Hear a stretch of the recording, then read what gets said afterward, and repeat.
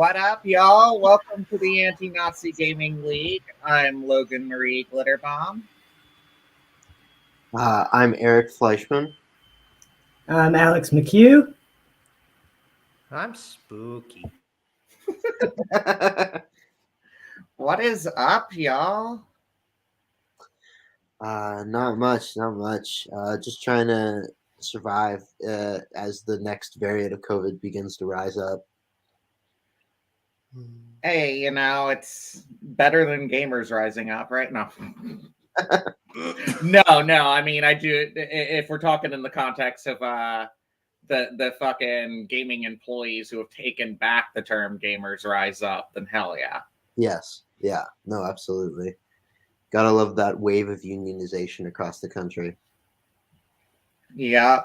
Speaking of unionization, big one for Twitch streamers out there. Their parent company, Amazon, has been having some union troubles. It seems that they have successfully unionized Amazon warehouses.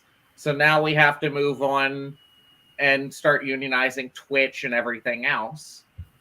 And, get them to break their contracts with ICE, because honestly, it wouldn't be a bad thing to be on Twitch, but not doing it as long as their contracts with ICE are still in effect.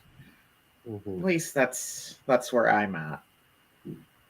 So, yeah. In other nerd news, T. Franklin, who recently broke out from Image Comics and doing indie comics and got her first major IP working on the Harley Quinn animated series tie-in comic, the Eat Bang Kill Tour, which was fucking award-winning. Was like #1 selling on Amazon for a minute. It's getting a trade issue soon, and she just got another writing job. She is writing for none other than Archie Comics.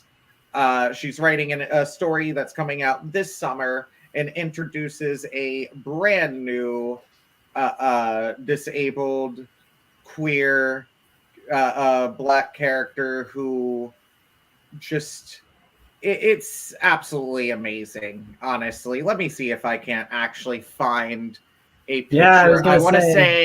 I want to say her name is Elijah Hahn, if I remember correctly. But let me see here if I cannot find it. And I will share my screen because holy shit, y'all. Archie Comics, surprisingly, is just a lot better than most people would think. It's a lot queerer than most people would expect. It's just absolutely fucking wonderful. Let me share this screen. Yes. Tab. So look at Elijah Hahn, one of the smartest, flyest teenagers in Riverdale. And yes, Elijah is a proud rainbow card-carrying member. Pansexual, to be exact. And look at this wonderful art. And it's such classic Archie style, too. Oh, yeah. Which is just absolutely beautiful. So, I mean, go check that shit out. Summer 11 comes out in June, and one of the comic projects that I am definitely super, super excited about. Yeah, and let's see. Other fun news. We have fucking the Axiom Infinity hack that happened recently. Which is big news in both gaming and Bitcoin circle or cryptocurrency circles, because that is the blockchain game right now.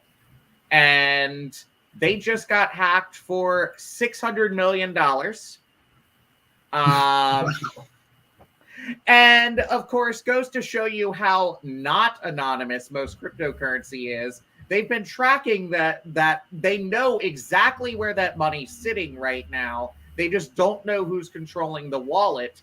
They tracked it through the fucking person didn't even like tumble it or anything. They sent it off to 3 different big like exchanges, including Binance, and like the exchanges are just tracking them down, and as soon as they go and try and cash it out anywhere, they're going to be caught.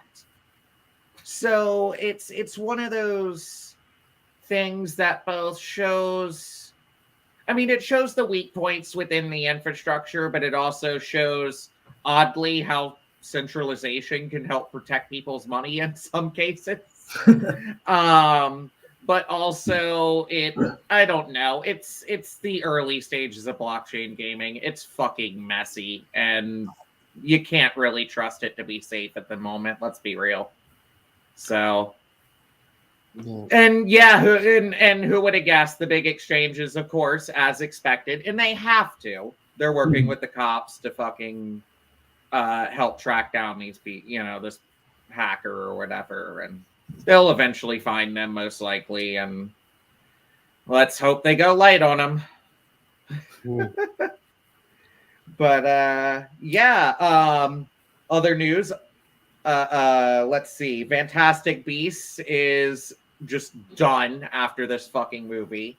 That franchise seems to be losing steam. So much so that this new movie's like even has Fantastic Beasts super fucking tiny because it can't even bank on the name. J.K. Rowling has lost most of her credibility. Like, the franchise is thankfully just seemingly done at this point. Oh, go ahead, Eric. But now they're making that new Harry Potter game. That's like low-key, super racist and anti-Semitic. There's nothing low-key about it. It's to be clear, yeah. Harry Potter's not done. The Fantastic Beasts movies are done. Right. Yeah. JK will run that shit into the ground. Wait, sorry. What's her birth name? I gotta I'm not using her. I'm not using her chosen name. Joanne. Fucking Joanne. That bitch is she doesn't get respect of she doesn't respect trans people. Why should we respect her chosen name? Welcome it's to terrible. There's actually an exhibition at one of the museums here in Philly right now of the Wizarding World of Harry Potter. And so I hear about it on the radio like every single day.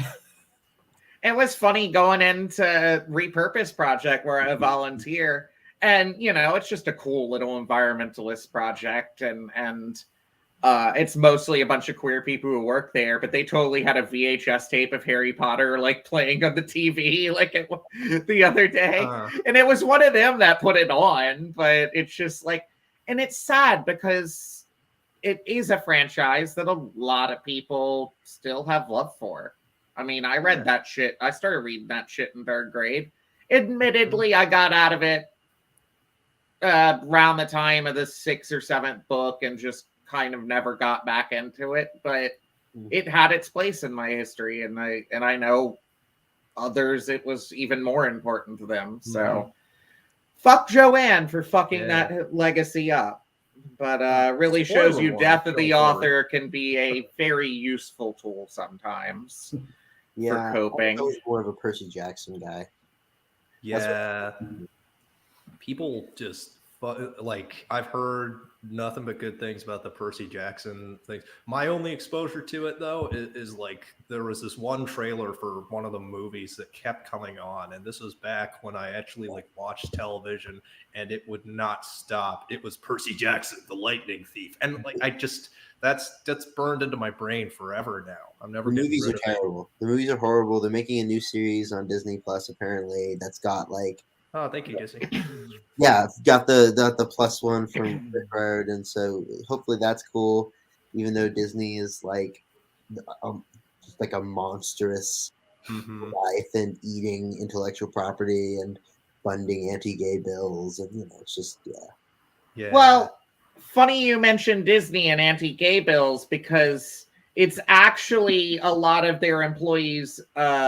It's actually a lot of their employees campaigning against a lot of the Don't Say Gay bills that have spawned some of the boycotts that conservatives have recently launched against Disney, which is really hilarious that they're going after Disney for being pro-gay when they have yet to introduce an actual openly gay character in any of their media, aside from a a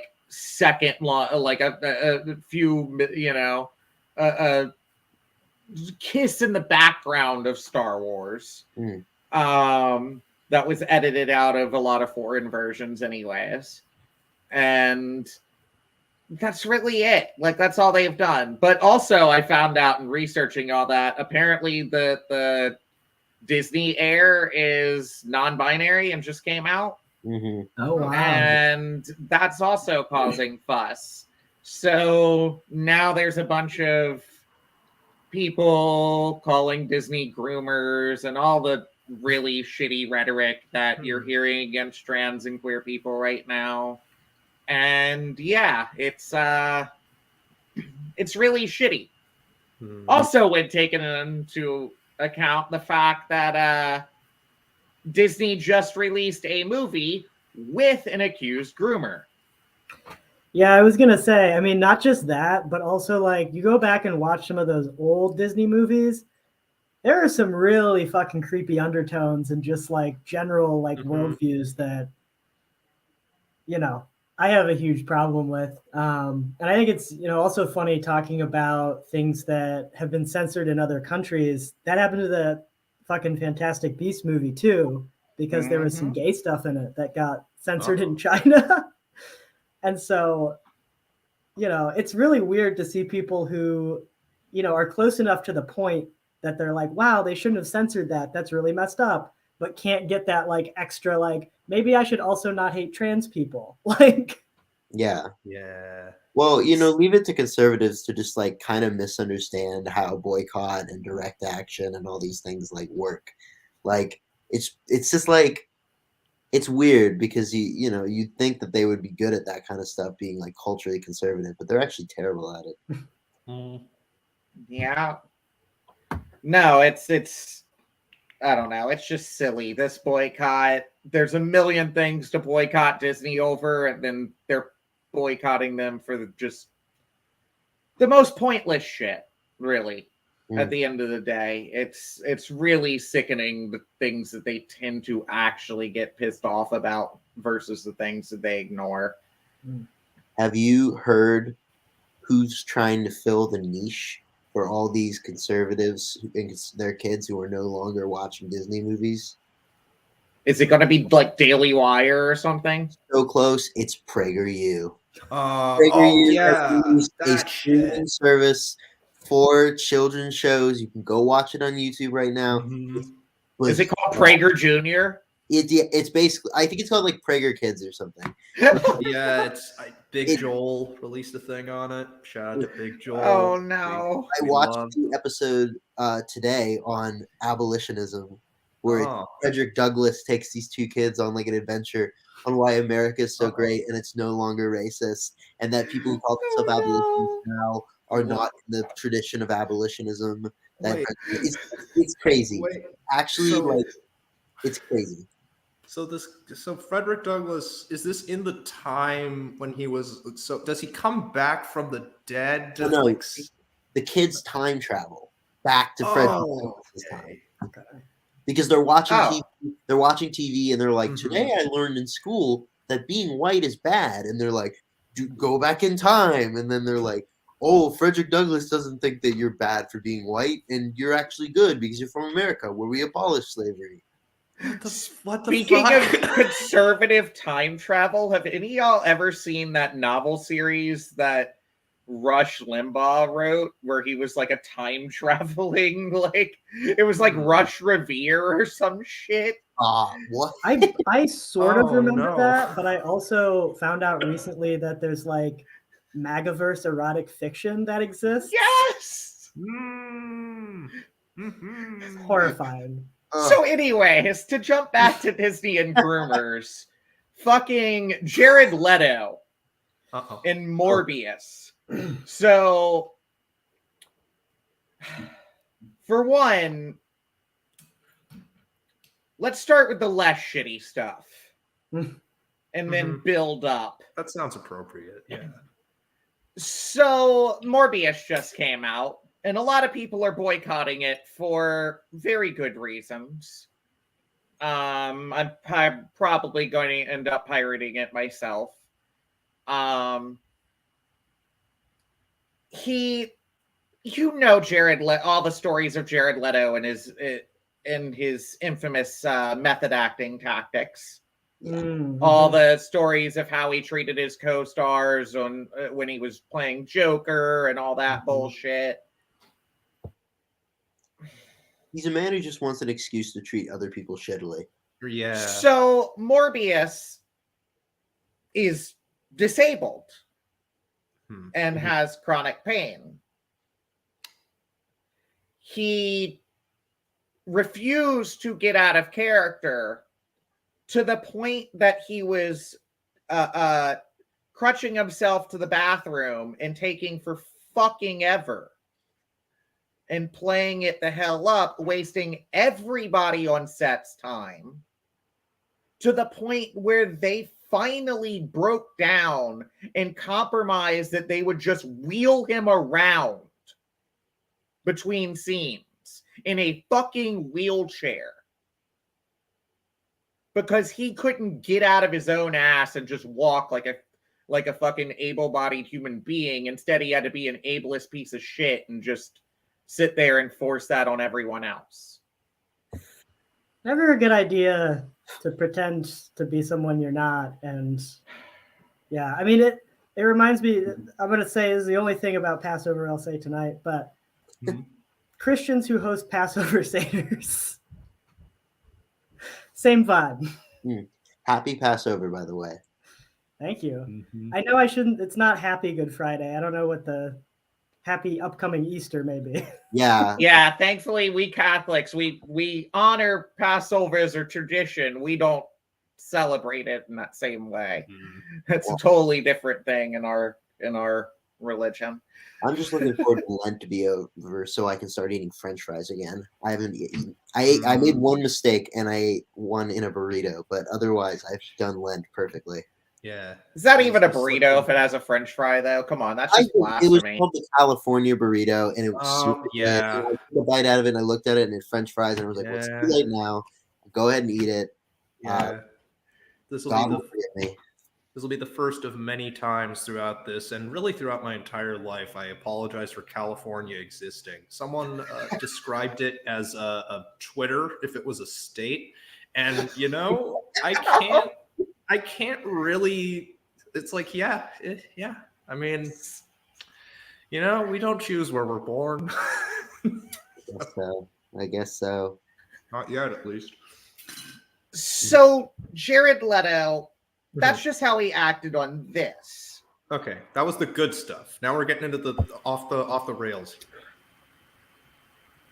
Ongoing accusations over the years have resurfaced yet again of him not only being a serial sexual abuser, but specifically targeting and grooming underage girls. So, yeah, that's fun. He, it actually, even people are bringing up recently when covering it, that was not that long ago, the other year, when somebody made a joke on Twitter about, like, now that he's texted every girl, 15 and, whatever, what's his success rate? And every girl like 18 to whatever, and then it was James Gunn who popped on and was like, oh, he starts at 18 on the internet or something. Like, that's what he told you. Like, now that you've DM'd every girl 18 to fucking 20, whatever, like. And so it's been an open secret apparently for a while. He also hosts his fucking he hosts his getaways on his island and invites all his fans out and has those weird culty gatherings where he dresses in white robes and fucking has them all. He held Just a ghost costume, I swear. contests. He held contests to have fans win a chance to sleep in his bed. Like, What? just weird, creepy shit. Like, he's not well. He seems like the kind of guy that I knew in high school who, like, you would get high with and they'd be like, hey man, Charles Manson gets a bad rap, but you know, he had some cool ideas. And you're just sitting there, you're like, what? Have you read his manifesto? Like, wait, I'm like, what the fuck are you talking about, dude? No, Yeah. I mean that he's trying to live out this fantasy of like, there's some okay 30 Second to Mars songs, but they're not that good. He thinks he's fucking like goddamn, like Jim Morrison or some shit like that. Mm. He's just not. It's like a weird knockoff Jim Morrison type guy. I don't know. yeah. Mm. So, anyways, on a lighter note, Umbrella Academy decided to, for their upcoming season, change Elliot Page's character. Actually, in that canon, in the show canon, is going to be trans, and is now going to be going by the name Victor. So that's breaking from the comic canon, absolutely. But I think that's a great compromise to actually make Elliot like still be able to play that role and feel comfortable in that role. And also that really doesn't break from the comic because the comic is extremely fucking queer anyways. Or doesn't break from the spirit of the comic. Like the gender for a lot of those characters is not actually as important as a lot of others. And I think, and I mean also there's a lot of Gerard Way's like non-binary identity seeping through into a lot of that work as well, in a lot of the ways that characters and genders, you know, expressed, and really all of his works by Umbrella Academy very specifically. Yeah, it was exciting to see that. Although I am definitely on the side of people who wish someone would help Elliot Page learn about fashion. Yeah, well, I mean, you know, it's every a trans person ends up having to go through that phase. There's He a just part of has me to that go kind through of it more wonders. publicly. There's a part of me that kind of wonders if it's like calculated and like leaning into the like, you know, trans guy stereotypical dress thing, because I don't know. Like, it's a conspiracy. It's all calculated. It's all to gain fans. No, the Q angle. Q, but Q is queer. So yeah, that's the trans agenda, is to destroy fashion. So I say this wearing gym shorts and a sweatshirt from my college. So tonight I'm playing a gig and I'm wearing a kilt and my S4S shirt. Oh fuck yeah! That's sick. So one more fun thing to touch on, and then we'll get into then we'll launch our game and talk about Russia and Ukraine. But Miyazaki is retiring, doing one last film. But more importantly, he just fucking called the fuck out of Western media big time. He just put that shit on blast, and he specifically kept saying American, like Hollywood media and stuff like that, but he also like he cited Lord of the Rings and Indiana Jones, which I mean, yes, Hollywood, but also like not purely American films either. So like I don't know, but yeah, no, it does. He brought up a lot of good points of just Western media being so much about destruction and solving things through violence. And he said it's really a reflection of our culture and how we actually solve our problems at large. And or how we don't. Yeah. So I mean, it really, it was pretty cool to see him make that connection, because art shapes life, shapes art, you know, like it all, yeah, it's all a cycle. Like art is important and influences culture, and culture influences art. And Right. so we have to look at the media that we're, you know, we have to examine the media that we engage with, and we can't just engage passively. Like, enjoy the things that you enjoy, don't feel ashamed for that, but you can analyze them and understand where they fall flat and how they're influencing you and trying to propagandize you in various ways. Yeah, I mean, there's definitely something to that, especially given how much Hollywood produced media specifically gets overseen, funded, promoted, etc., by the military industrial complex in the US. Like, that's a huge thing. But I also, I mean, I don't know, I think it's true of like a lot of, like, it's not just American media. American media is like that in a kind of particular way. But I also have been thinking about how, so Attack on Titan is ending, right? And that's a great example of just like how extremely problematic anime in particular can get. Like, Yeah. As if I haven't watched too much of that, but that one gets particularly fashy, if I recall, right? well, and that's the thing, is the sort of the debate is, it seems like it is promoting fascism. A lot of people have accused it of doing so. And when the creator was asked about this, he basically said, "I'm not going to tell my readers, watchers, what to think." But are there debates over it possibly being anti-fascist in some interpretations? Right. Yeah, because it really, I mean, but that's problematic in a country that has a history of fascism and ethno-nationalism, to be vague on whether that is pro or anti-fascist. It's not something you're supposed to be vague on.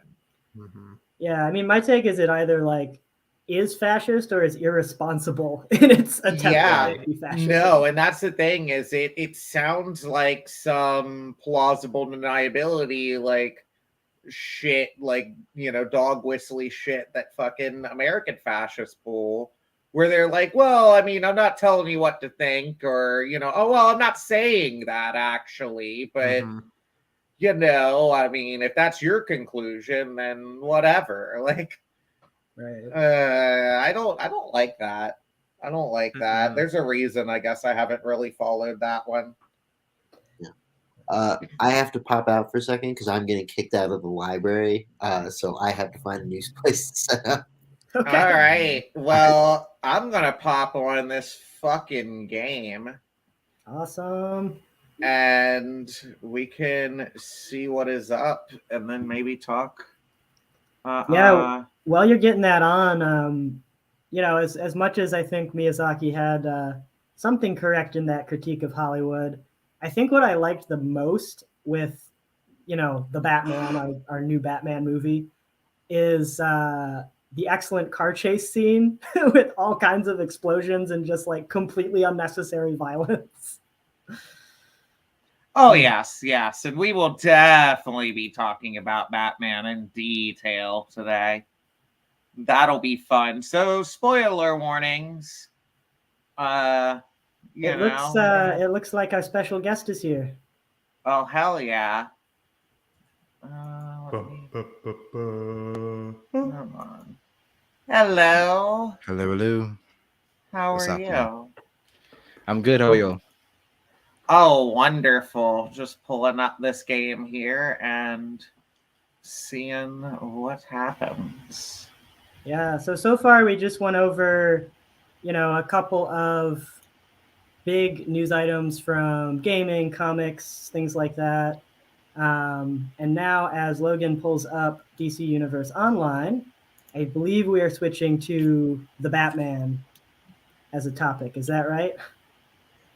Yeah, we can, if we want to, we can also touch on Russia, or we could just go straight into Batman. We could talk about whatever the fuck we want, really. The world is our oyster. Huh. Let's see. Will this actually come up? So while this is coming up, we all did our little intros earlier. Andrew, do you want to give a little intro for yourself? Sure. Hey everyone, I'm Andrew. I have the YouTube channel Andrewism. I'm a writer, artist, and YouTuber apparently. From Trinidad and Tobago, Trinidad to be specific.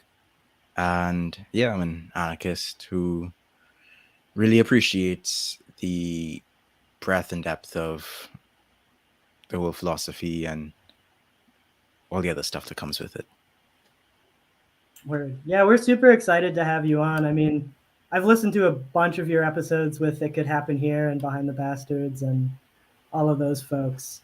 And yeah, I mean, we are very much the into nuance kind of anarchists. Mm-hmm. Right. And I think we'll have ample opportunity to look at some nuances with Batman.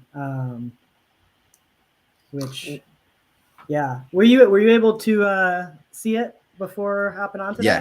Yes. I watched it a couple of weeks ago, and I wanted to rewatch it when it eventually comes out on Pirate Bay or whatever. But until then,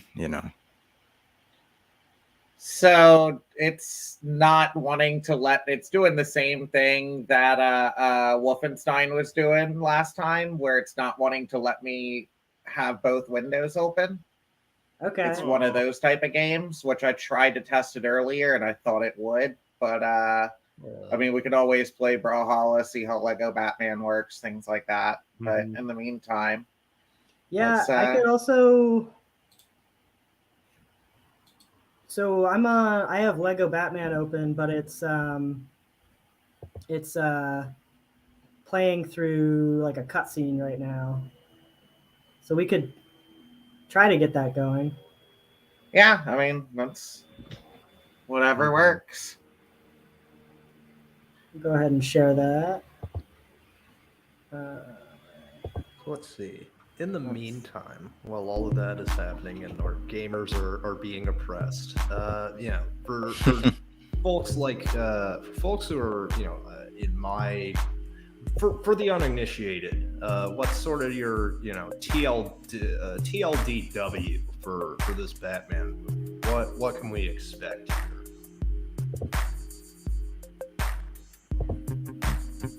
What can we expect in terms of Batman? What was the question? What happened in it? Did Batman get the guy? Doesn't he always get the guy? Well, I mean, except when he doesn't, right? He didn't get Wall Street. Well, he gets the guy. Yeah, I guess we should do a little summary and just kind of let everyone know. So, spoiler warnings for everyone watching. Yeah, this was a weird fucking. Oh God, what's the Zodiac killer style Riddler story that I was not ready for, but actually was. I mean, I don't know, it was a weird take that I wasn't expecting, but actually did come out of one version of the comic, so it made sense. It just, wow. It's basically just him leaving fucking random ass clues and doing all the normal shit, but he's like hacking off body parts and the like. And what was his actual motivation? Because that's the interesting thing here for us to talk about that we will get into. Yeah, I'm just checking that I'm not muted. Okay, cool. I No, think you I got aren't. this working to share the screen. Sorry, folks, working through technical difficulties and rambling in the meantime. You can still hear me, right? Yes. Okay. Coming through loud and clear. Cool. Huh. Yeah, I mean, I think one of the things I liked the most about this particular iteration of Batman is all of the similarities between the Riddler's character and Bruce Wayne's character, right?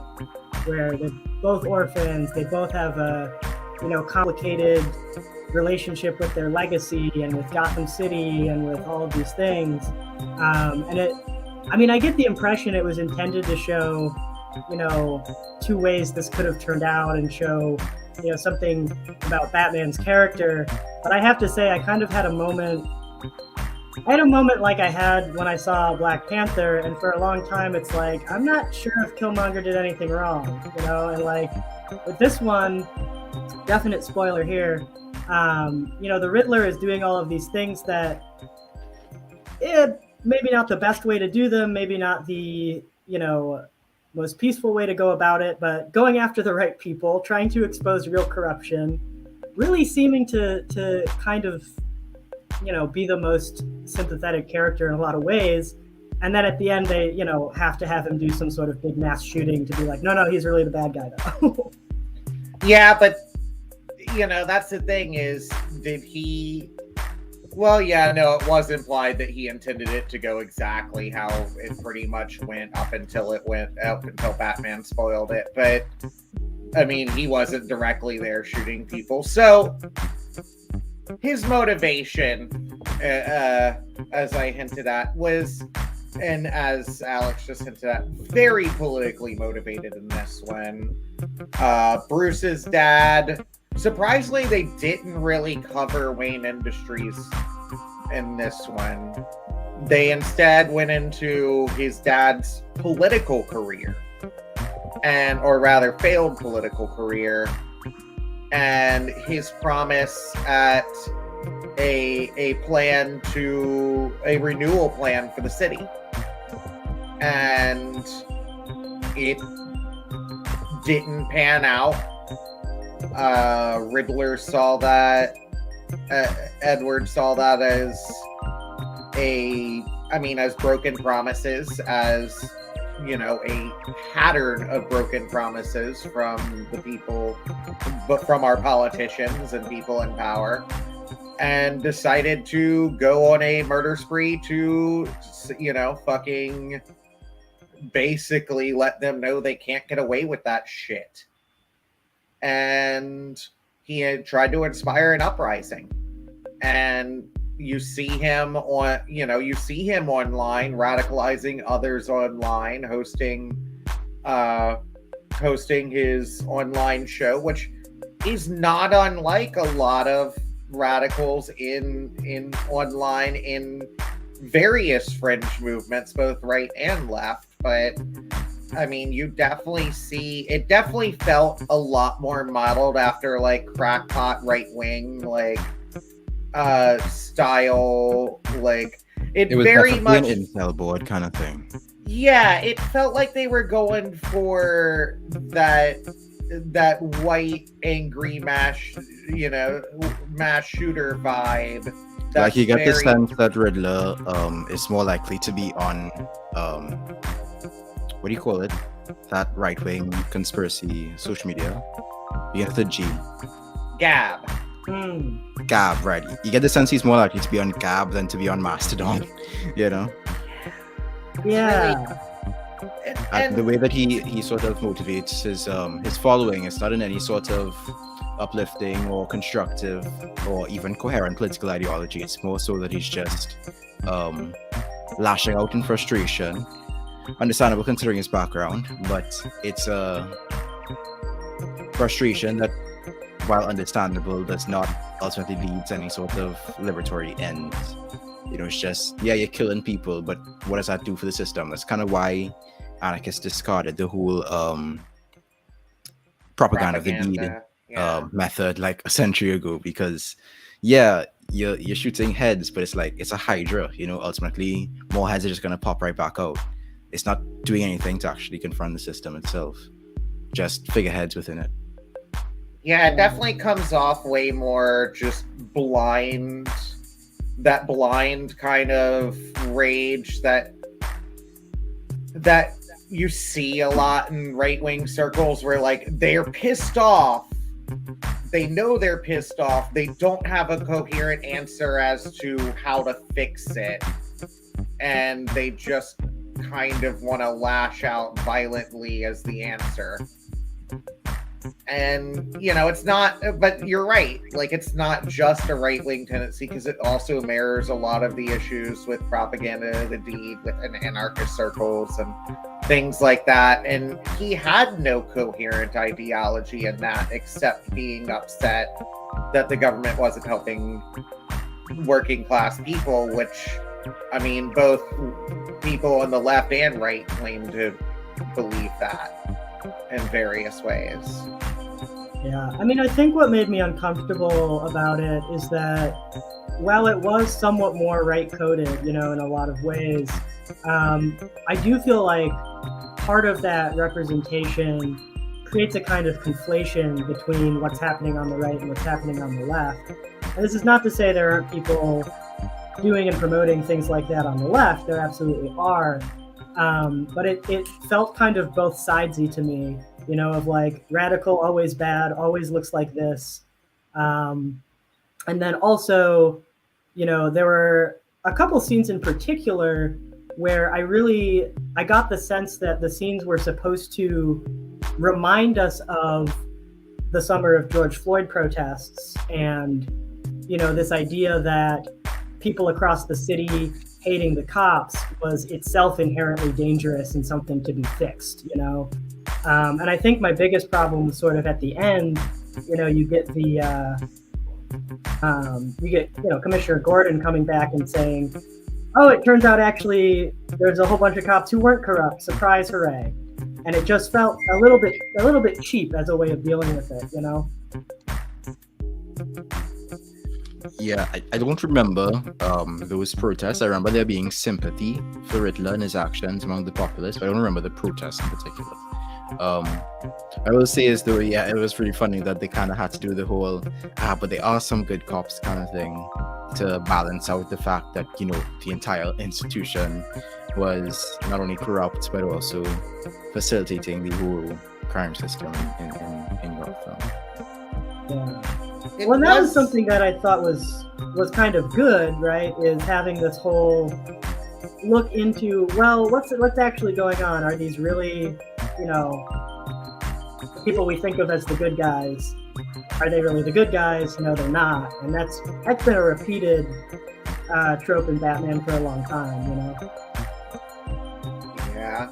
It was very interesting that my roommate and I, after seeing it, we were talking that honestly, this is the first time in a while, the first time in a while that I've seen a piece of Batman media that felt more distinctly like liberal Batman than fascist Batman. I didn't get as fascist of vibes as I normally get from his character. Yeah, they definitely weren't pulling from the Dark Knight Rises comic run.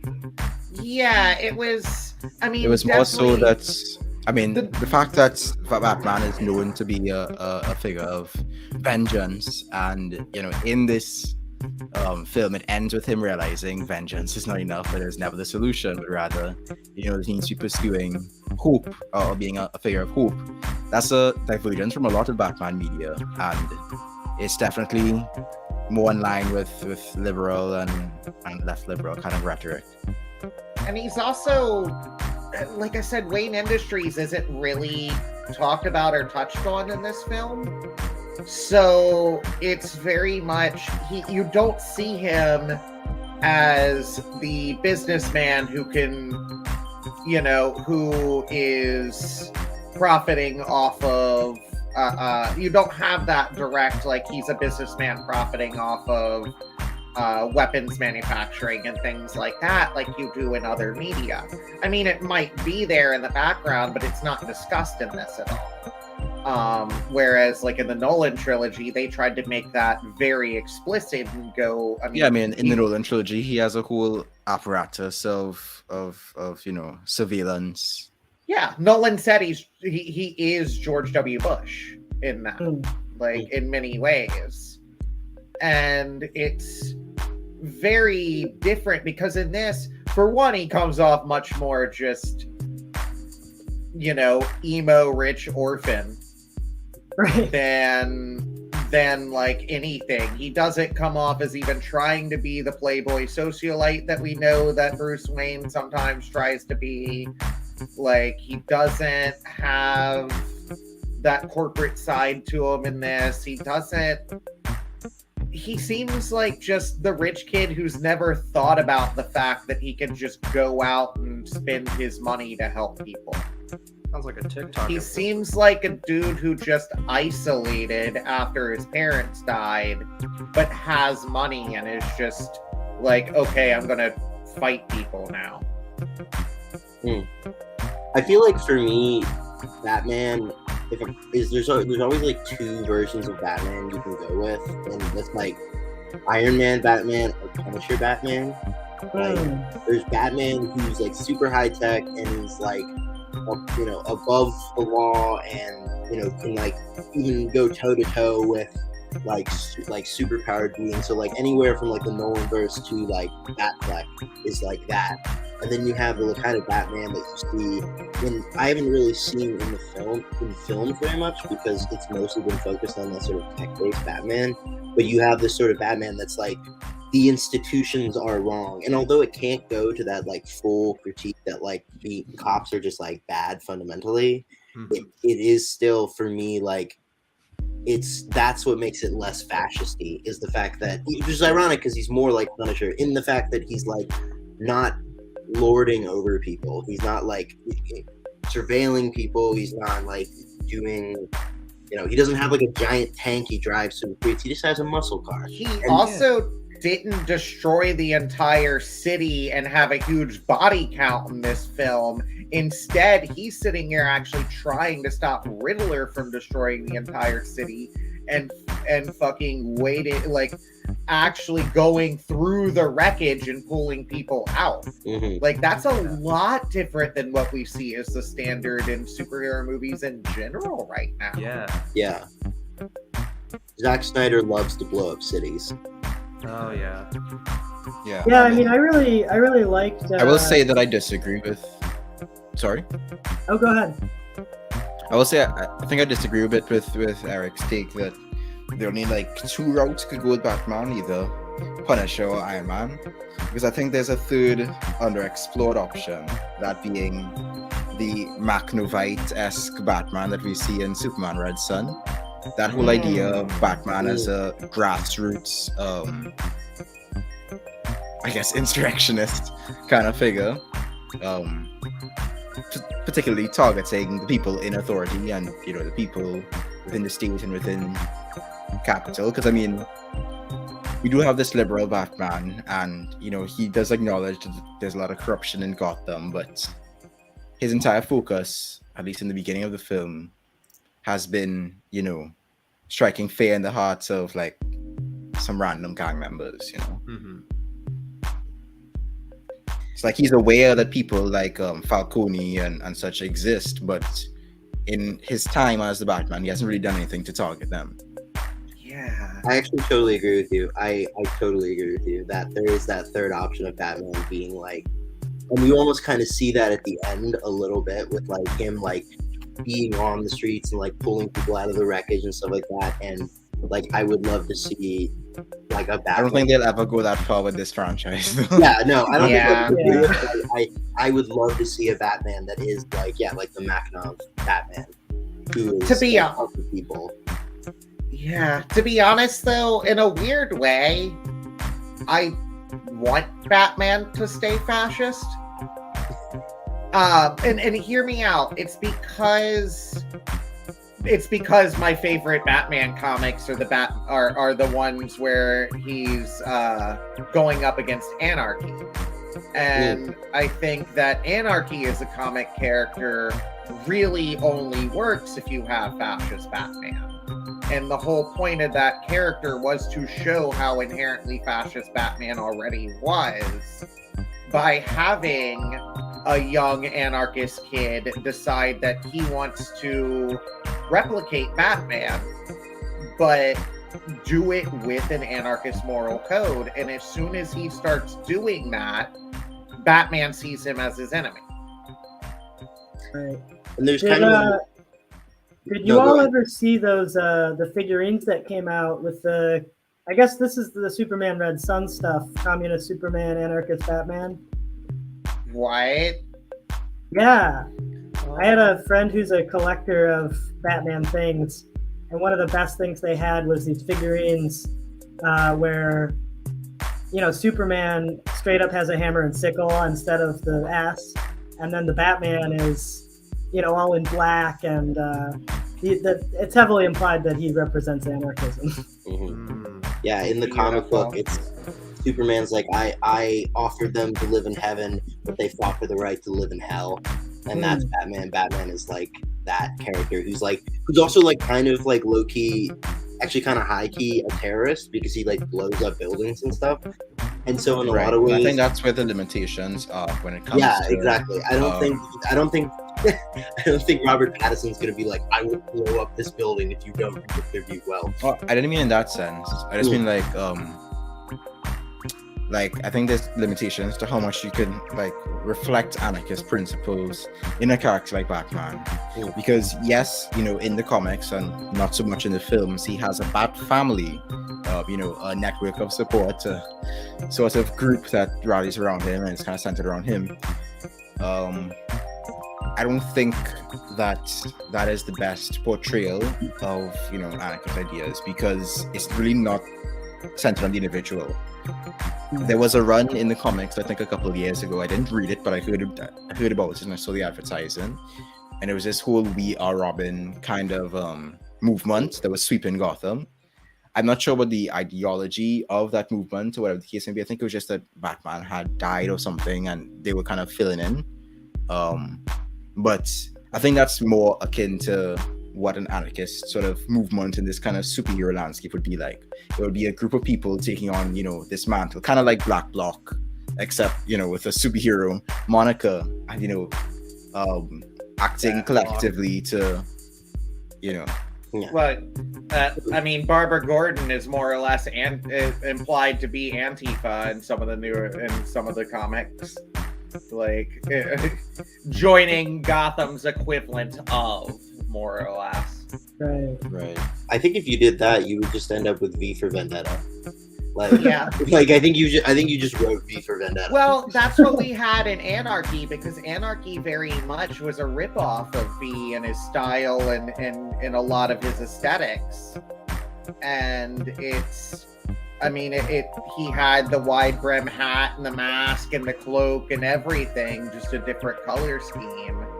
And he very much had that same mix of philosophical anarchism and propaganda of the deed. You never see anarchist characters like that just organized, though. Like, I mean, yeah, he's friends with Legs, and he's and a few of the other like houseless folks and help them out and shit. But that's really about it. And that's who he organizes with, and then other than that, he's doing things on a very individualist level. But then again, Alan Grant, who created that character, very much took him in a Randian direction later on, which was very weird for a character that started explicitly socialist. I mean, to be fair, that character was basically just a reflection of you know, Grant's personal beliefs. So once his personal beliefs shifted, he shifted the characters as well. Yeah. But yeah, I mean, there's a flaw from the beginning that the character like Anarchy is not, you know, grounded in any kind of broader circle. You know? But that's the nature of the medium. You know, you have these figures. You have Joker, and you have your Batman, and you have Superman, and you have your Lex and stuff. It's just these individuals, these great men almost, that have to kind of duke it out and determine the fate of the world in, you know, a lot of these plot lines. So we have actually seen the more grassroots, like anarchist style Batman. That's just Green Arrow. Yeah, but Green Arrow is also like a billionaire. Well, so's Batman. But Batman isn't really an anarchist. That's like the limitation of the character. I mean, we weren't talking about billionaire Batman when we were talking about anarchist Batman. Anarchist Batman in quote unquote anarchist Batman in Red Sun was just like some random guy. Yeah, I don't think he had any wealth. His parents, he was an orphan because his parents were like killed in the gulags, I think. Yeah. No, I mean, I'm just saying in general, I'm more like, we've seen a more so, you know, I mean, we've seen the billionaire Batman try to be anarchist in the character of Green Arrow, basically, because that's Oliver Queen's whole struggle is he comes from wealth, but also has a very, anti-capitalist politic that drives him. And he tries to reconcile that, and he does it in a way that ends up being somewhat odd. You know, most people wouldn't dress up as a vigilante and, you know, decide to be Robin Hood as their way to do it, but he does seem a lot more team focused from the in many ways. Did you guys ever watch Justice League Unlimited? Yes. You remember that show? Yes. Yeah. That was, I feel like, the prime example of what you're talking about with Green Arrow. Because he was always like, every time they were like, but we should have a super giant laser in space that can like shoot it. And he'd be like, we marched against you guys in college. And like, he's very like critical of like Captain Atom and stuff like that. And I think like Batman is too high up in the Justice League to ever like be. No, actually, I changed my mind. I changed my mind halfway through, and I'm going to rethink that entire point. You move on. I'm very confused how Green Arrow is ever able to justify working with other heroes who work with the police when Green Arrow calls the police blue fascists and refuses to work with them himself. We gotta meet people where they're at. Yeah, that one's a very weird one, and that is something that I think the fact that we have a lot of non-anarchist writers and non-leftist writers in general, like who really aren't writing his character from a consistent philosophical point of view. That's where you get those contradictions, because they're going to do team ups with other heroes, and they kind of discuss it. Like, I really like the crossover. I mean, when we saw Green Arrow and Batman talking, I mean, when Frank Miller was writing that shit, it was great because Frank Miller is that right-wing asshole, so he's the perfect voice for Batman in that. And he's just sitting there having him insult Green Arrow just like right-wingers would and dismissing his philosophy.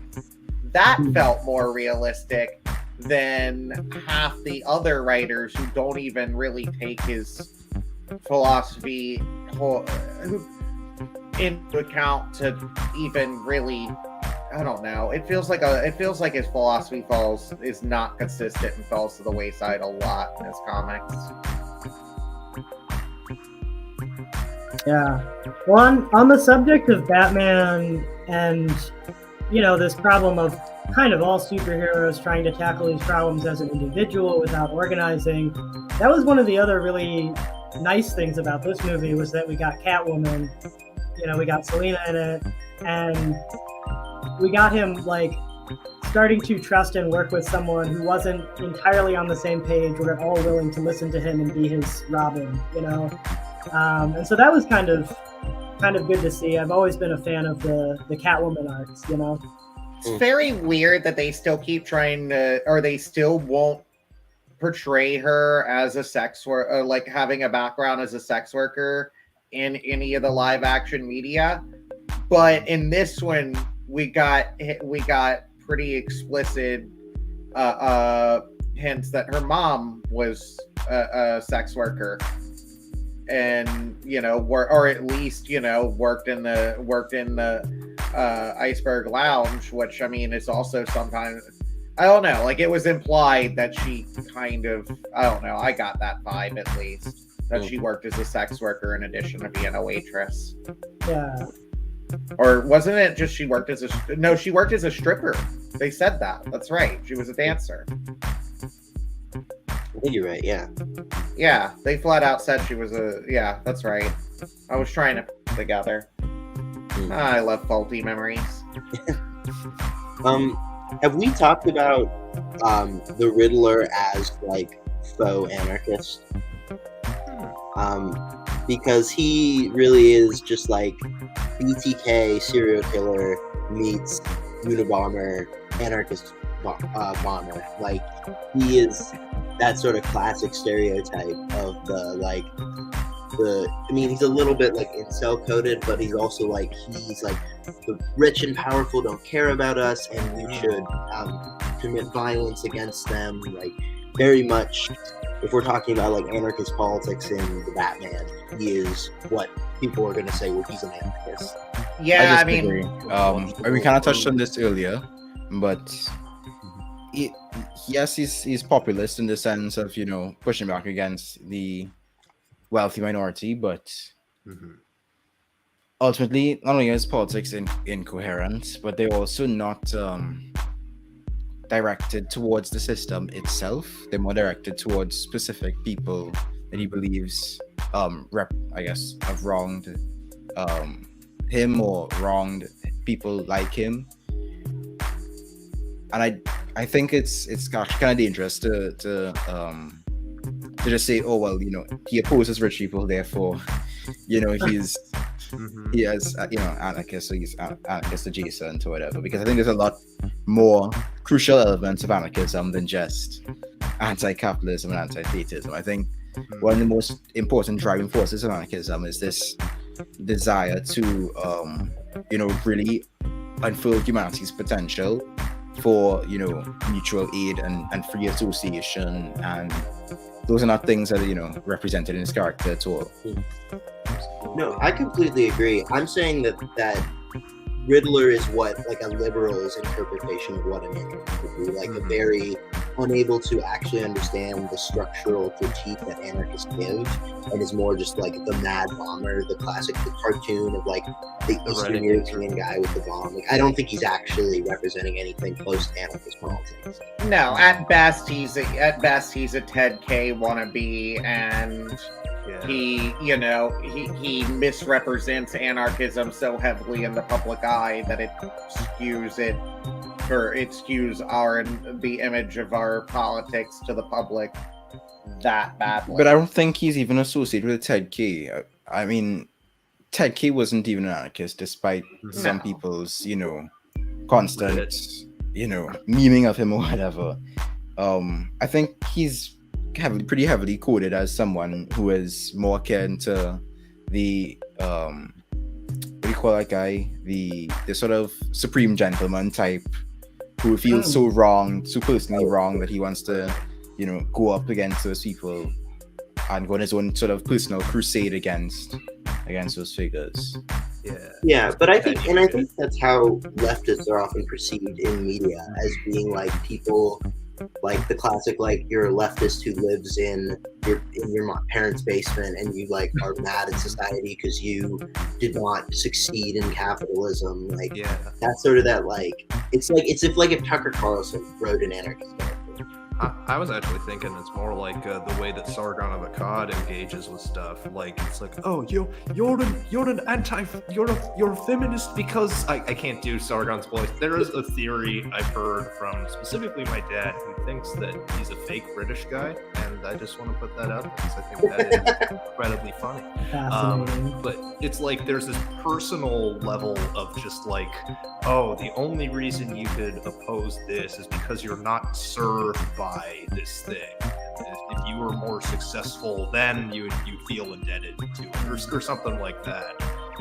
And yeah, it's like that permeates all ends of the spectrum. It's not a great way to be, I must say. But Andrew, I think you're totally right that Mhm. that nothing close to what the Riddler's doing is actually anarchist in Mhm. any sense of the term. I think you're completely right. Yeah. Yeah. So that is it for me. Unfortunately, I gotta leave early. Enjoy the rest of your chat, y'all. Thanks for being on and letting me play Lego Batman very badly. Yeah, I was watching it. I was like, "What's he doing?" Yeah. I wasn't really sure what I was doing either, but you know, Right, I was exactly. glad to have made at least a little bit of progress while I was on screen. Right. Happy Passover. Yeah, enjoy the Passover feast. Have fun. Bye. All right, enjoy. Take care. Thank you. Yeah, so speaking of Passover, we actually just got back from Mardi Gras. I just took Alex to his first Mardi Gras, and we hosted a C4SS festival during it. And it was, I mean, I grew up with Louisiana, like Cajun Carnival. And, you know, that was their first carnival, but I grew up with that. I have to ask, Andrew, what is Carnival like over there? Because I'm not familiar, and I know it's a whole different. I know that's a big question. Well, I mean, it's pretty deeply embedded into the culture. It's not something that's just, you know, one event in the year that is, you know, that takes place and then it's okay until the next year. Yeah, no, it's a whole season. It occupies a significant season of time, going as far back as at least September, I think, or October, where you have all these plans and preparations being made. You know, the artists tend to produce their music and stuff around that time and hype and preparation for festivities, you know, to really get people to, you know, get the lyrics and stuff for when, you know, they're on the road and thing. And so you also have, you know, the carnival bands organizing their costumes and their themes and getting their stories and their pieces prepared for, you know, the competitions that occur. You know, you have the steel pan bands preparing their performances for the panorama competitions, and of course you have, as you know, the weeks leading up to it, you have various places in the capital, you know, setting up their fences or blockades or whatever to protect the facades of their buildings from the mud and paint of Juve, mud paint and powder of Juve. And so, I mean, it really is a very, very, very crucial and, in some senses, even spiritual affair. And yeah, I think a lot of people really appreciate its role in our culture and in, you know, expressing the many emotions that's kind of bubbling throughout the year. Yeah, I mean, that sounds honestly all too, you know, I mean, I know there's a lot of different cultural flares between Mardi Gras here in the US and Mardi Gras, but like it definitely feels very similar over here. I mean, it's something that year round we're preparing for pretty much, but it's really right around, I mean, it's pretty much the same time period you're talking. Most of the parades and stuff and the big celebrations don't kick off until January, but you start having some of the balls and things like that as early as October, November. And I mean, everybody, just all the all the school bands are part of it, and you know, all the local musicians are writing songs for it. We have, you know, it's very much a religious affair in a lot of senses, as much as it's also become a tourist attraction. But you got such a rich history. I mean, I got to bring Alex and one of our other coworkers, Nathan, to the Zulu parade, and that's the pride and joy on Mardi Gras Day. They are the ones who start out on Fat Tuesday. They're the ones who start out that celebration that morning. And on Lundi Gras, they also are the ones that run that whole the big Lundi Gras festival every year. And they're the first Black Carnival crew in Louisiana to be able to march in a Main Street parade. And because of the racist legacy and over here. And before that, all the Black crews were designated to back streets and side street parades and stuff. They were not allowed on any of the main streets. They were the first Black parade that got to march in on a Main Street parade route. And as we like to say, they did the respectable thing and dressed up in face paint and wigs and grass skirts and threw coconuts at all the white people. And just to mock them, because Carnival's a mockery, in a big way. I mean, it comes, especially over here, it's really tied in with a lot of ball culture and stuff too. And it's just become a tradition ever since, where they still, every year they come out and they have a huge music festival the day before, and then that morning they're the first parade, and it's the Zulu crew is a benefit society. It very much, and most Mardi Gras crews over here they very much operate as mutual aid societies internally and within their community. So they often raise money for their members and any, internal expenses and emergency expenses that people have, be able to give different benefits and care for their members. They also end up they also end up doing a lot of projects in the community.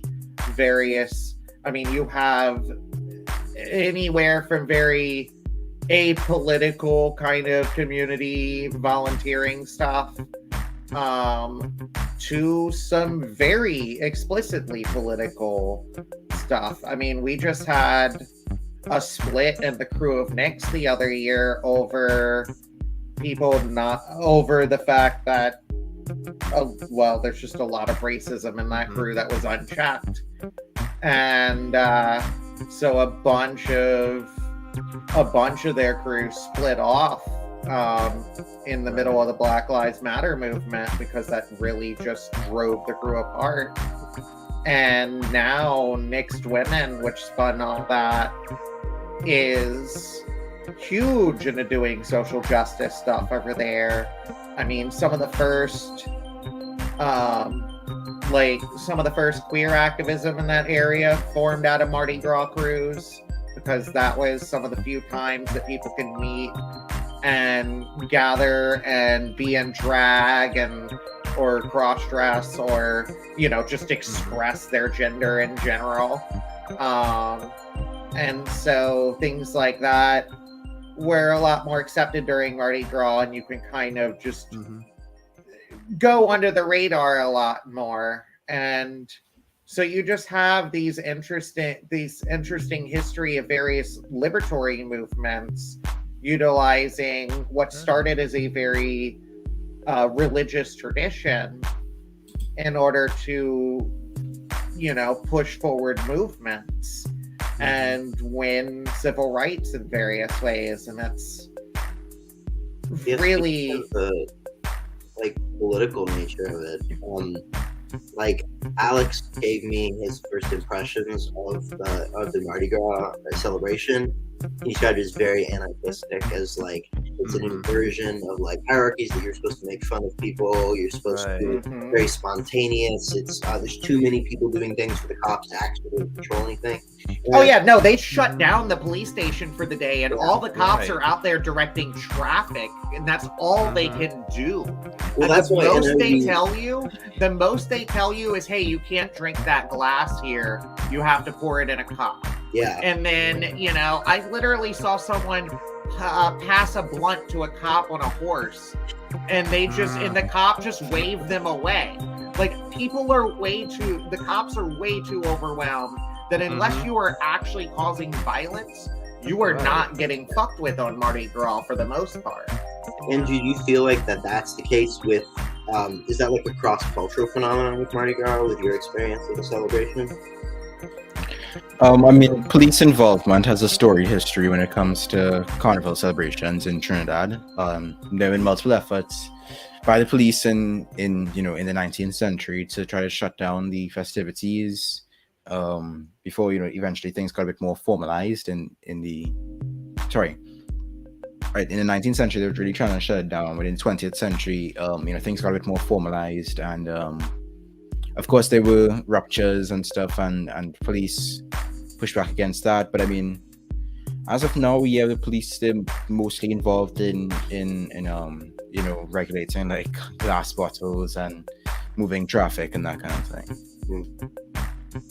Yeah, it's definitely, it's also very interesting. One of the things that I noticed, everyone else that all the first timers I dragged over this year were not expecting and not used to, was the way that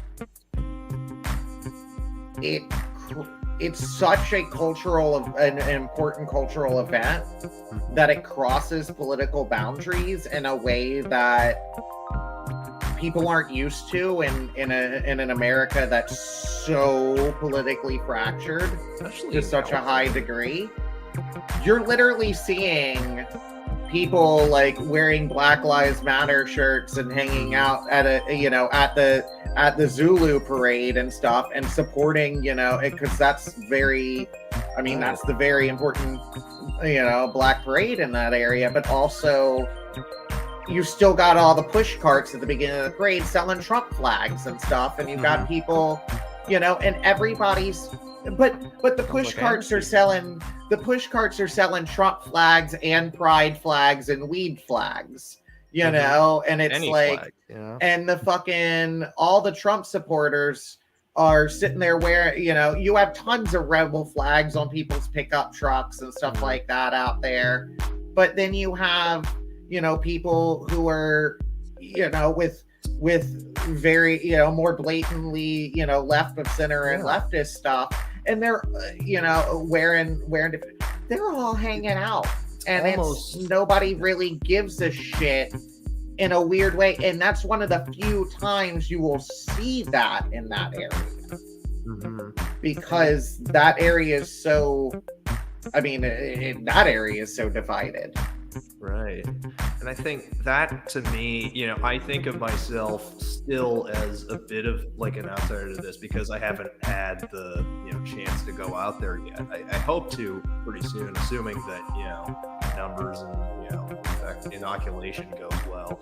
But yeah, it's like, for me, I'm, someone from in California, everything is secularized and very corporate. Like, especially, I think the closest analog I can think of is Pride, where pretty much like the most fun that we had, with my, very queer friends and stuff that went was, listening to the sort of protesters just say the wackiest shit on the planet, because the rest of it was just, advertising. So it's like the sense of community is just, to hear about it and also to see it, in the course of helping out with that event, whatever way I can, is, it's just such a different world to like what it is that I've, sort of lived in. And, that's beautiful. I like it. I like. You reminded me though. There are protesters every year at Mardi Gras. Oh, hell yeah. And it's fucking hilarious because it's always the same Protestants who are always down on Bourbon Street throughout the year anyways with their same signs. And it's all about how you're going to hell because you drink, do drugs, are Catholic, or are queer or whatever. Just we all. Yeah, I would like to apologize on the behalf of Protestants that not all of us are like party poopers. It's really funny though, because I have a picture from one year where they had the best sign, and they've had it since, and I love it. It's my favorite sign that says drunk queer Catholics repent. And as a drunk queer Catholic, I had to go take a picture next to that sign as a reminder, you know. And it's still one of my favorite pictures. Oh yeah, I lost it sadly, but it's still one of my favorites. Yeah, that's some of the stuff I remember. What really sealed the deal, because, and again, yeah, it's interesting you mentioned the alcohol component, because these like Westboro Baptist looking motherfuckers, this one dude was clearly wasted out of his mind. He had the megaphone the whole time. He tried getting some younger people involved. They didn't have the energy. They didn't have the stamina. This guy just, without a second thought, just yells at the top of his lungs, and content warning for racism. He just says, "Black lives don't matter." And just that's the moment where I'm like, wait, what? Huh? Because it's just, you know, like what apparently there was a point. That wasn't the main thing. But that was the moment I was like, we really are living in a society, aren't we? With these people. That's nice. That's just Andrew, what's the like religious situation in Trinidad? I'm curious. Yeah, I was gonna make the comments that we already have protests when it comes to Protestants in Trinidad. So, you know, people who don't participate in Carnival either stay home or they go to Tobago for the weekend. And yeah, I mean, the religious situation is very diverse. You know, we have Hinduism, Islam, every kind of Christianity under the sun, pretty much. And of course, a couple, you know, unaffiliated. We have Orisha, we have Rastafarianism, and yeah, it's just like a lot of different people on one or two islands.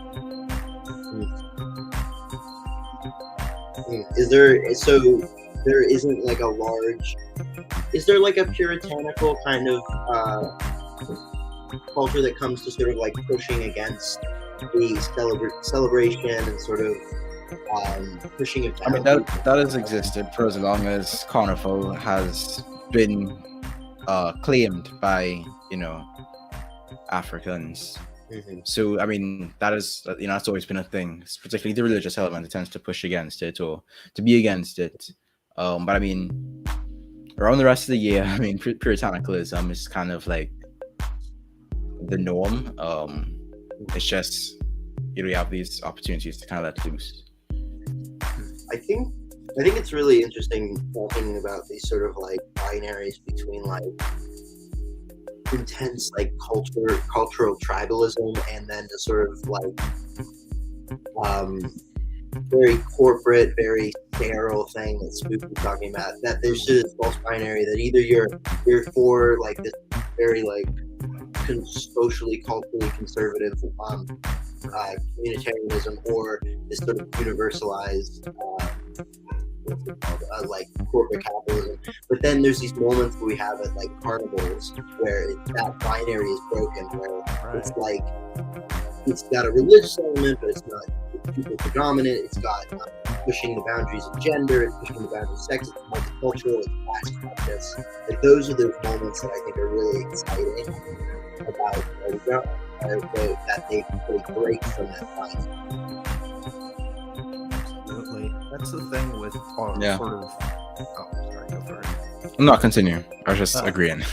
Yeah, I think that ultimately that just speaks to, you know, a greater thing that I think, again, you know, not to, you know, pat ourselves on the back too hard, but I think that is a great liberating element of the kinds of stuff, idea-wise, that we're interested in. Is that, you know, it really just comes down to like there's all of these details and nuances, and just the fact that really, when it comes down to it, even if there is like, God, you know, it's like it melts together. I don't remember which brands were there. There were a lot of them. It just got numbing after a while. It is that even with all of that on the surface of it, it's really about, you know, what people are doing at the, you know, basically what's going on between like real human beings. And, you know, just appreciation of that is not something that, you know, I think that people definitely, you know, there is some, you know, subconscious stuff going on. Obviously, like if people are having a good time, like that's a good time, no matter how you describe it. But it's just that there's, you know, there's attempts to constrain and sort of, you know, submit to all of these sort of, you know, fixed ideas about, you know, what a thing is, when, you know, there's just so much going on there that, you know, we uncover through conversations like this. And, you know, the fact that we're and yeah, that's yeah, I don't know what the fuck I'm saying, but that's just something that I always notice. That's why I like spaces like this. That stuff comes up and really gets. That's part of why violence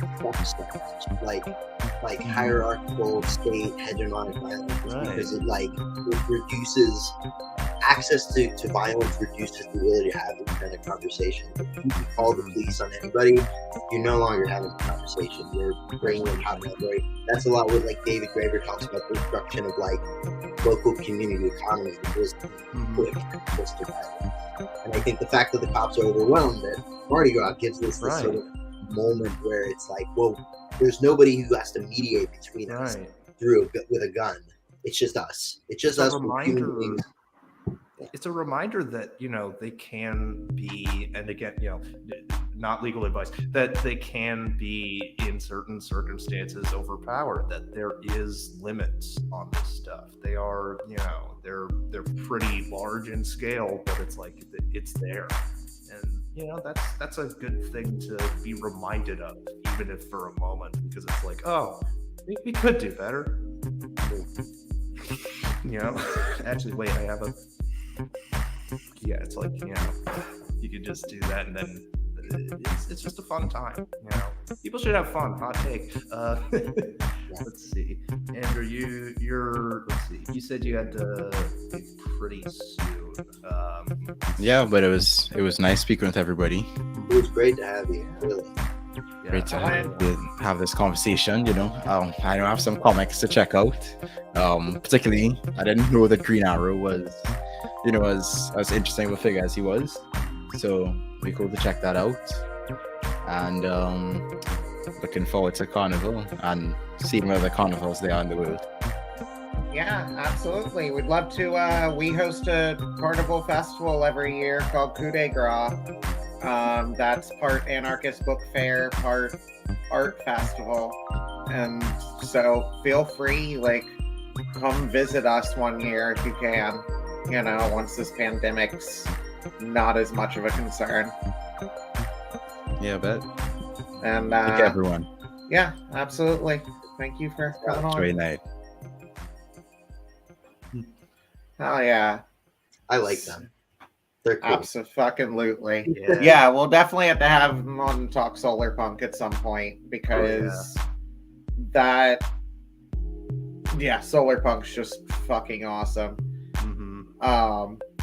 We say so yeah, I figure for this last half hour, you want to talk about this Russia ban that fucking is going on? Yes. Because holy shit, is this bad? Activision and Ubisoft just ended up joining the call to boycott Russia. And not a good move, actually. Yeah. It doesn't like impact Putin's KD or anything, or his fucking like it, although like if anyone, like, I haven't worked with Ubisoft's interface in a long time. I've heard, you know, various like bad things over the years, but like I don't know, it's like there is this constant just failure to realize, like, why doesn't this person that doesn't care about their own people, like, care about their own people? I don't get it. It's like, gamers are not the people we should be, acting on this shit. I think it's that classic problem where people have this idea, it's just so propagandized, it's so internal to like the hegemonic idea of social, that people are identical with their governments. That people are like that. If you hurt any part of Russia, you were hurting the Russian government. If you hurt the Russian government, you're hurting the Russian people. And it's that same logic that leads to like, it's that same logic that leads to like Hiroshima, where it's like, I've heard people defend Hiroshima and be like, it's because the Japanese were fighting. I'm like, but it wasn't, it was the government, it was the people. They didn't, obviously there's a world of difference between a nuclear bomb and a boycott, but it's still just this misunderstanding. And I mean, in many ways, I think it's influenced by like people trying to transplant BDS tactics to a situation, trying to utilize BDS tactics in a situation that it doesn't work in. So for one, I've got issues with sanctions, period. So I really just focus on the BD and not the S, and think that we need to just ditch the S from that tactic entirely. But as far as boycotts go, we're not talking about boycotting businesses in occupied Palestine. We're not talking about boycotting businesses that are participating in the genocide in China or helping, with the internment camps over there. We're not, that's the same principle as boycotting companies that are involved in ICE. The same reason we're not on Twitch. Like, that makes sense. You can't, you can, if we were specifically going after Russian weapons manufacturers, but we don't have the power to boycott them. We're not buying from, I guess firearms and tactical gear, like companies and shit could stop importing from Russia. That may be more effective. Yeah. But even that, some of it's, some of it's just low level companies that aren't fucking selling to the military. So I don't really know what the answer is there. But it sure as hell isn't this boycott, because all we're seeing is it harming working class Russian people. Fucking Upwork is boycotting, is no longer posting jobs in Russia or catering to Russian people. Like, they might be able to fucking get jobs using a VPN and pretending to be from some other fucking country, but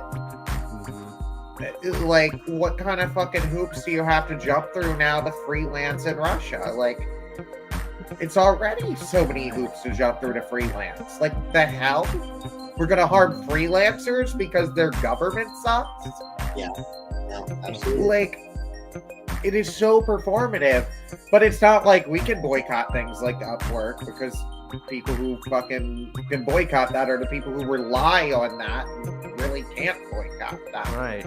And that's the limitation of that tactic, really, is that there are, I think it's kind of like entry into, it's like, and I think, of course, there are agorists and, adherents to that philosophy that get around this, but, or at least have responses to it. But there are a lot of costs associated with like participation in things that are like, below the purview of the state, or even like a formal boycott can, for some, and this is a problem with, sustaining them. It does cost something. And, as a result, there's just, that's something that needs to be accounted for. Yeah, and that's why boycotts need to be very targeted. Absolutely. To work, and there needs to be support for the boycott in various ways. And they need to be sustained. Yeah, showing people easily accessible alternatives and making them even more accessible. And, you know, making that alternative be just as, if not more accessible than the thing people are boycotting. Because otherwise it's not really going to work. You know, because people, like you said, there is a cost, and we're mostly dealing with working class people in this type of organizing. So we're dealing with people who can't join every boycott. Sure, it's easy to sit there and support CIW by boycotting Wendy's. Like, that doesn't really cost much, because you could go boycott, or you could go eat at the Burger King across the street instead, you know? Like, but it's harder to boycott things like Walmart when that's the only fucking store in your town. Yeah. You know, like, there's different levels to it, and unless people have alternatives, they can't really boycott, and long-term sustained boycotts are really hard and usually not as effective. If it didn't fucking work in the short term, it really depends. There are some longer boycotts that have been very effective, For sure. but I'd also point out that, like, the impotence of boycotts is a byproduct of living in a non-free market, of living in like a capitalist, like, hellscape state capitalist economy. Because just in the same way that, like, the Kevin Carson talks about, like, the price of production being like where the baseline of prices go when there's massive competition and everybody's trying to sell for the lowest possible amount. So too is it like the greatest amount of ethics, that if you have a million options to pick from, you would just choose the one that isn't shitty. Boycotts work great in a genuinely free market economy, and the misunderstanding that we don't live in a free market economy that makes us think that boycotts, like general boycotts, work great, when in reality they are very because of the fact that we live in like this monopolistic economy. Yeah, and boycotts cannot be this general to be effective. They've got to be really specific. You know, and that's why with other BDS movement, you know, with other calls for boycotts within the BDS movement, like for Israel and China is the big examples I keep pulling, but you know, fucking, they're not calling for a boycott of every Israeli company in the BDS movement. They're specifically calling for you know, companies operating like on the Gaza Strip and other areas that are, you know, within that occupied territory, that are actively fucking profiting from that specifically. And it's just like, that makes sense. Not every single business throughout Israel is specifically in the middle of that and profiting off of that. Same thing with, you know, companies in China. Not every single company is is involved in that, you know, those encampments, or they're involved in genocide. There are a number of companies that are operating specifically in that territory and profiting off of it. That's worth boycotting.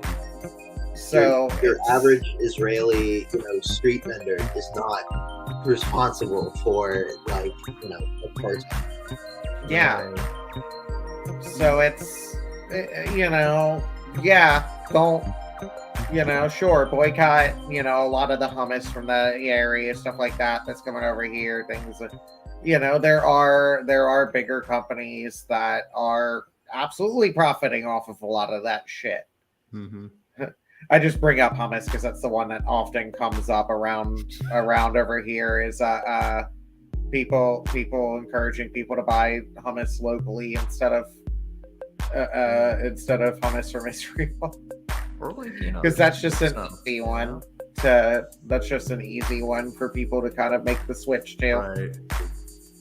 And because we have people who make hummus locally and sell it at the grocery stores. So it's fucking awesome. And that really goes into, helping support and sustain boycotts in that way by giving people easier alternatives. Right. And it's a lot easier to fucking go pick up, hummus from, made locally here than it is to import some shit. So,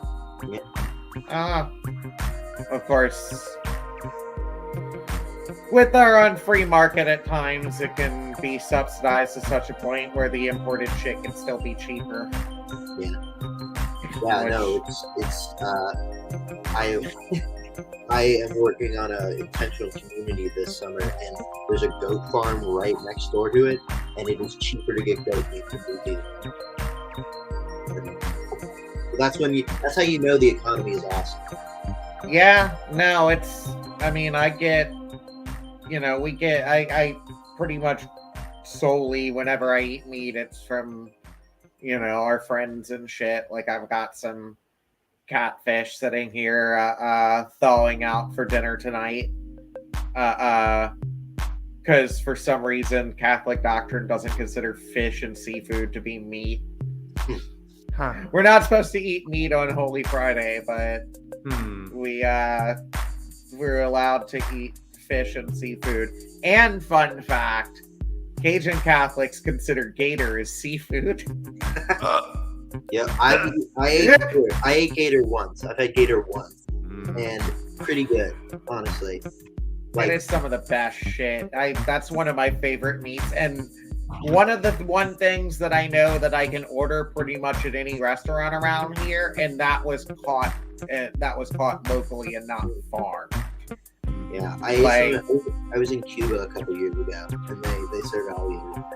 Yeah, like you can find it a lot over here, but that shit for the most part isn't farmed. It's a lot of the restaurants are, well, even if it is, it's all local. It's all locally sourced, so it's not that same. You're not getting alligator meat fucking from elsewhere. It's all locally sourced and local farmers, and it's pretty cool.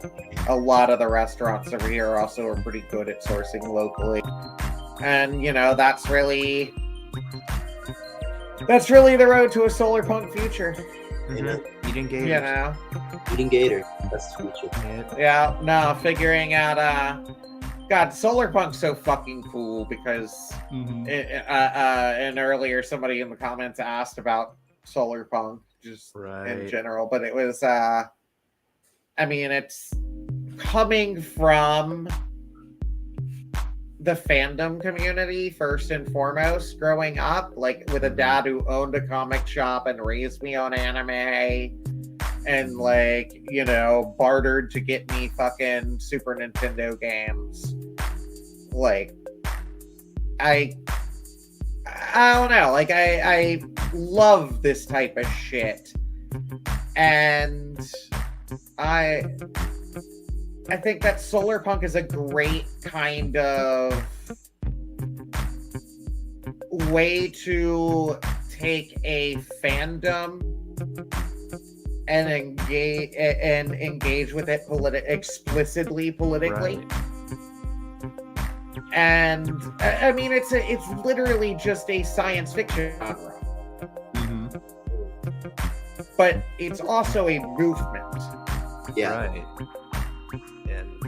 On the note of movement, I need to move and get to my gig. So I'm gonna have to head out a little bit. But it's been awesome. It's super great to do this. Hell yeah. Enjoy your gig, rock on, and come fucking convince your band to come to Coup de Grace next Next year, year. I'm really gonna try to make us do a road trip. And we are planning a pre-festival for Coup de Grace next year, so you could play that one too. And a few of us, I can't say too much, but a few of us might be planning a post-coup de grace tour that you can hop on as well. That'll be a comedy and music tour. Let's talk about that for sure. Let's talk about that. All right, gang. Peace out. Peace out. Have fun. Hell yeah. So, yay. What time is it? Yeah. We said we would go till 9, so we I don't know. What the fuck you want to talk about? What you been up to, Hal? I'm mostly just like finishing up college at this Sorry, I shouldn't call people hoes on our official podcast. Huh? Wait. Yeah, I'm mostly just it's coming up on like getting out of the fucking schooling apparatus.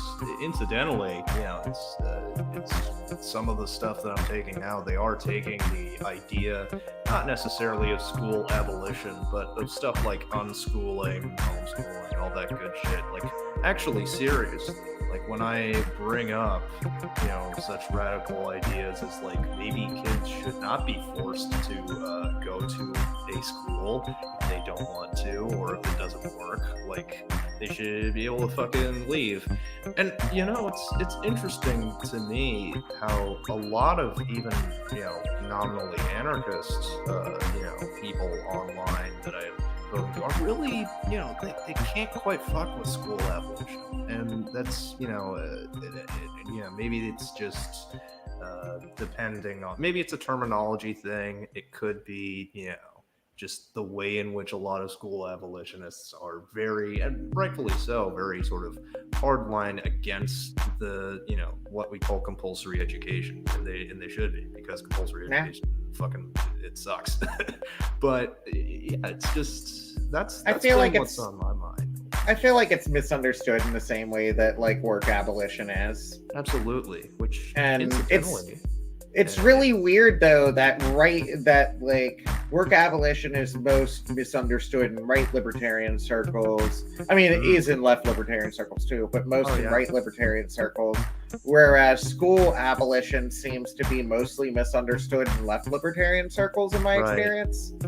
Well, a lot of that is the Dominionist movement, which again, like I said earlier, apologies from California for having the fucking, those Dan it's like Dan Olson mentioned this in a video on that video on geocentrism. Those were folks who have direct ties to the late and fucking just off the wall, R.J. Rushton, this guy who basically created this, basically was like the tradcath. And there's some, I'm still doing my own research on that, because it's fucking like it's fascinating to me in the way that like a disaster is.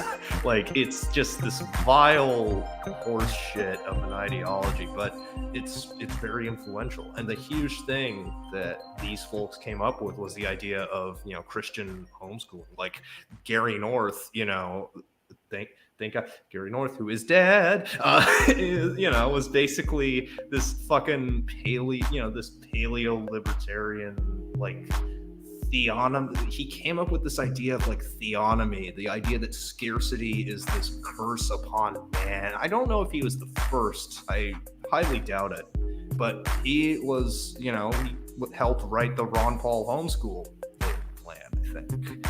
And it's hell yeah. And it's like that, but it's like he was, responsible for all the and again, it's like, it's good that, he's doing better now than he has been before, but it's just all of like the way in which homeschooling and these other very genuinely liberatory ideas, and again, homeschooling, like, Antonio Buehler has said, his non-serviam appearance, is that homeschooling can still be schooling just at home. You could replicate those dynamics but still, like, getting out of that sort of, getting out of the, schooling apparatus as we think of it, is you can do so much there. And there's some great people that I've seen in that space talk about, like, the liberatory potential there. The problem is that if you bring up something like, oh, we should, like, start, rethinking the way that we do education, or like getting kids out of schools, people accuse you of like being an evangelical Christian, or basically catering to those folks because they so effectively monopolize the rhetoric around that, and also genuinely like kind of fucked up a lot of folks in the, like, I've met other kids who were homeschooled. They turned out interestingly. Can we abolish schools and just let kids play video games? Honest to God, I do think that kids that played too much video games, they're doing fucking amazingly now. Like, oh yeah, no, that's kind of the world that we live in now, and I think that they're more well suited to a lot of that. Also, people really fucking overlook how much video games build various useful skills. Yeah. Also, did you see they recently released a game that is the first prescription game for ADHD? Oh, Toho. I forget what it's called. But it's a game that can be that you can only access with a prescription. But it costs like fucking like $400 a month or some shit. Huh? Wait. I mean, probably less if you have the right insurance, but well, yeah, that's a big if for a lot of people with ADHD though. Yeah, so it's that's so my question is, how can we pirate this game? Well, first we're gonna need a plan. We're gonna need not a plug. Like I keep we're gonna need someone. We're gonna need someone on the inside there. We need someone to get a prescription, and then that's I actually don't. Yeah, that side of torrenting and stuff is something completely unfamiliar to me. Can we fundraise to pay for someone? Can we crowdfund money to get one person to go in and get a prescription for everyone to pirate? Yeah, my thing is, I think that you're gonna need at least 3, I think, maybe, and from crowdfunding, I think this is all hypothetical, by the way. We're not. Of course, I'm just if it happens, it's like you need at least a few. We're gonna need a Mr. Pink in there. We'll work out the plan specifically, I think, behind closed doors. But yeah, we definitely can. Yeah, it's like $400 a pop that you can crowdsource, that you can crowdfund that pretty easily with some good marketing, good connections. We can get Destiny on board. No, just kidding. I am okay, y'all. There's some ideas to run with as the audience. If you at your own risk. At your own risk. This is not legal advice. We will not be following up on any of this. Yeah. But if the game just so happens to leak, we will be more than happy to review it. Yeah.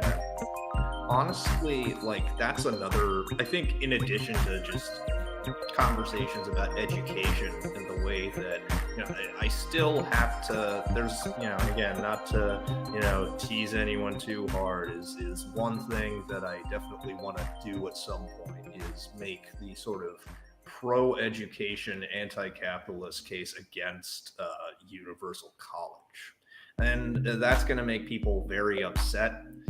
And that is part of why I'm calling it that. But it's just like, in addition to that, I think just prescriptions generally, like the idea that, so many, because again, like the thing is people have, it's like what prescriptions and sort of licensing, just the way that, I use the term apparatus a lot, but, you have the medical apparatus working on the basis of a lot of artificial scarcities and just artificial limitations of choice based on outdated and just flat out wrong ideas about pathology, whether that's psychopathology or physical. Also, just why isn't this game over the counter? What's dangerous about it that needs it to be prescription?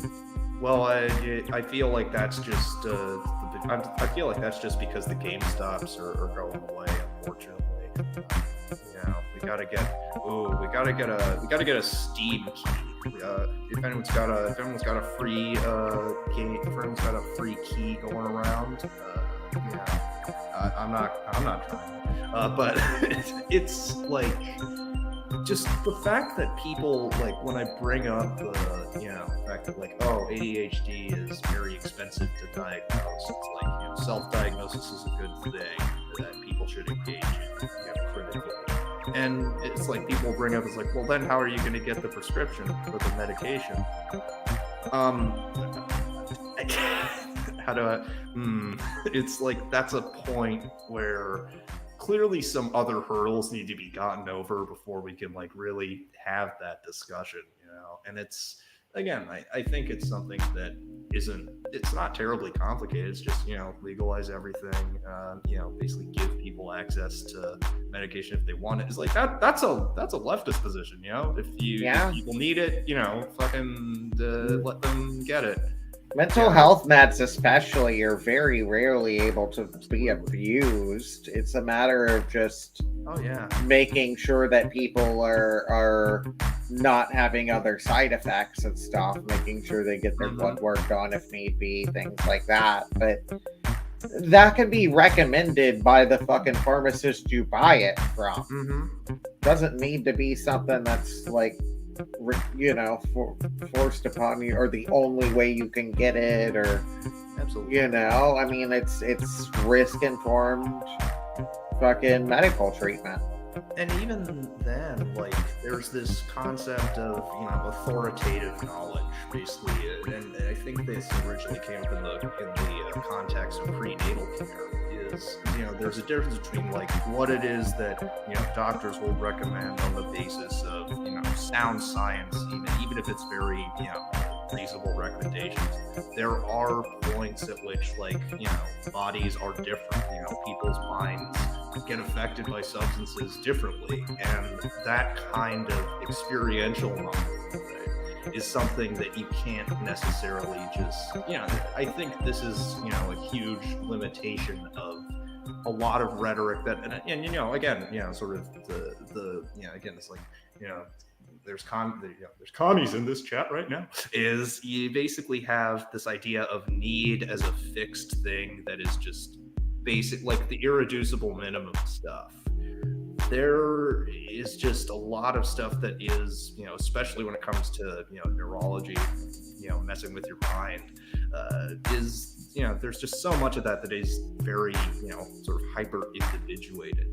Like, that's, I think, one of the things with, like, prohibition that is, a point that people often miss, is that in allowing people to freely experiment with, anything, really, and I do mean it's like, this applies to anything, you will sort of you'll fuck around, and sometimes you'll find out, and that is, you'll find what limits work, obviously, with, no one's going out to, try and, get hooked on cocaine necessarily.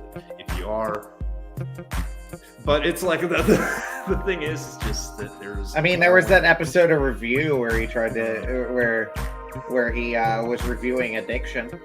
Did you ever see that show? It sounds like Psych Substance, but with less drama. It's so Review is a great Comedy Central show.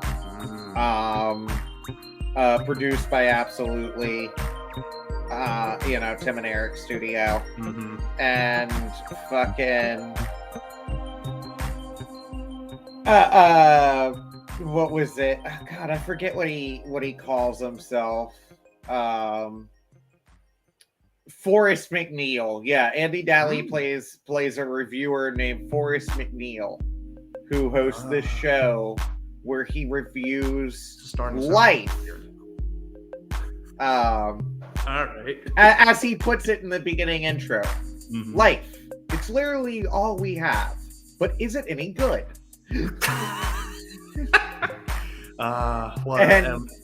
And then he just reviews different like life experiences, but it's a comedy show where he just is slowly ruining his life by doing this show. Sort of a Nathan he, for like, You type deal.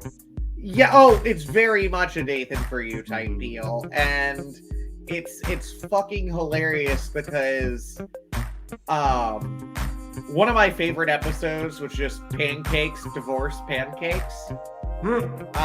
Where he reviewed eating 15 pancakes, gave it a really shit review because it was, you know, way too many pancakes and it hurt and was just too much to, you know, eat. Then he had to review Divorce, where he literally divorced his wife. Oh no. And oh no. Like went through all that turmoil, and then he's depressed as shit, and the last thing he has to review that episode is eating 30 pancakes. You know, twice as much as before. Well, yeah. I mean... And by that point, he's so dead inside that he actually reviews that 5 stars. Like he just eats them all because he's just so dead inside, and these just like, aren't like small pancakes either. We're talking like stacks. We're talking like big stacks here. All right. So yeah, no, it's that type of shit. But yeah, no, he reviews addiction. He reviews like just random shit. He has an episode where he reviews being racist. Oh well, yeah. And has a falling out with his neighbor because of it.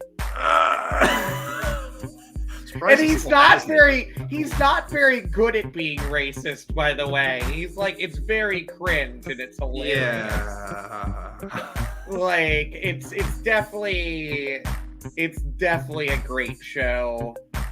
And something I definitely recommend our viewers to fucking watch.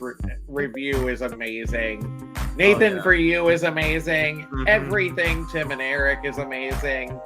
Pretty much everything Absolutely Productions puts out. Oh, for sure. Is amazing. And we should totally get Tim Heidecker on here at some point. Somehow. Yeah. American Johnson got him. How can we? Oh, wait, what the fuck? American, what are you? Who do I gotta call? Apparently American Johnson.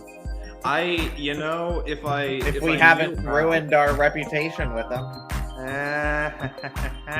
It was already going down. No. It's like, honest to God, though, there are words that I want to say, some of which are very, very nice. Oh, go check out his channel, actually. Go check out the Non-Compete channel. He recently did an interview with Big Villainous, who's a friend of mine, who's involved with Fight Toxic Prisons.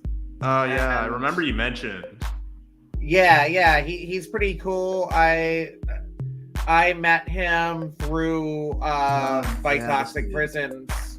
Sid and I met him, my partner and I met him at fucking one of the Fight Toxic Prison Convergence in Pittsburgh.